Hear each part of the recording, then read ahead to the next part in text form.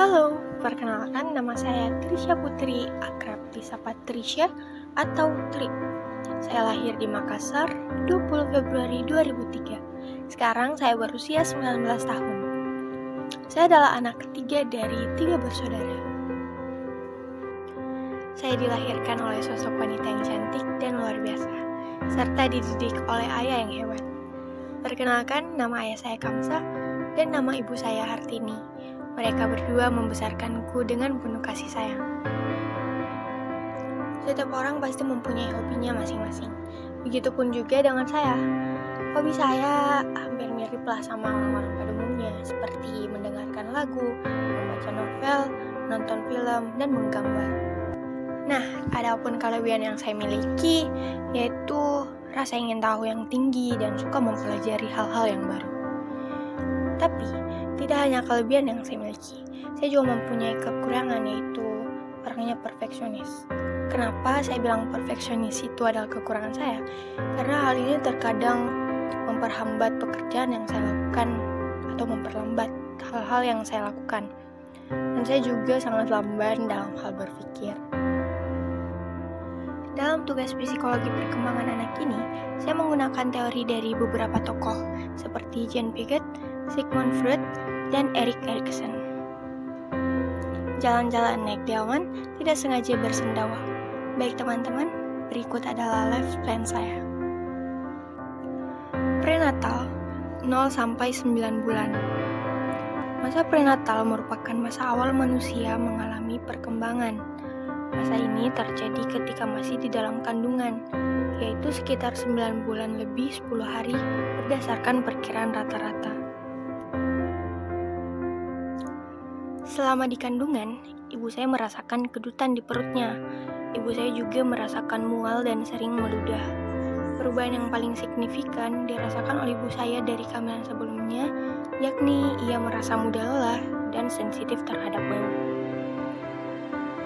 Hal ini adalah pengalaman paling umum yang dirasakan saat trimester pertama, yakni payudara terasa nyeri, mual, heartburn, dan konstipasi. Lalu, mudah lelah dan sensitif juga merupakan perubahan yang dialami ibu hamil dan disebabkan oleh perubahan hormon. Setelah dikandung selama 9 bulan, saya dilahirkan secara normal dengan berat 3 kg pada hari Kamis, 20 Februari 2003 di salah satu rumah sakit di Makassar. Selanjutnya, tahap sensori motorik. Tahap ini berlangsung mulai dari lahir hingga usia sekitar 2 tahun. Dalam tahap ini, bayi membangun pemahaman mengenai dunianya melalui usaha mengkoordinasikan pengalaman-pengalaman sensoris dengan tindakan-tindakan fisik dan motorik.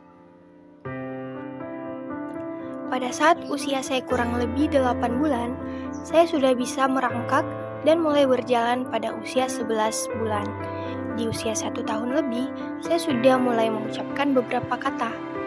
Pengalaman sensori motorik yang saya alami yakni sudah bisa mendengar suara-suara yang ada di sekitar saya dan sudah bisa menyentuh dan menggapai sesuatu atau meraih benda-benda yang ada di sekitar saya. Tahap praoperasional 2-7 tahun. Pada tahap ini, anak mulai melukiskan dunianya dengan kata-kata dan gambar. Kata-kata dan gambar ini mencerminkan meningkatnya pemikiran simbolis dan melampaui hubungan informasi sensori dan tindakan fisik. Pada usia 2-3 tahun, saya sudah bisa berdiri sendiri, duduk, berjalan, dan bermain tanpa bantuan orang tua. Pada usia ini, saya juga diajarkan untuk makan sendiri dan diajarkan toilet training. Memasuki usia 5 tahun, saya sudah masuk taman kanak-kanak dan mulai membaca, menulis, dan juga menghitung atau kalistung. Tahap operasional konkret 7-11 tahun.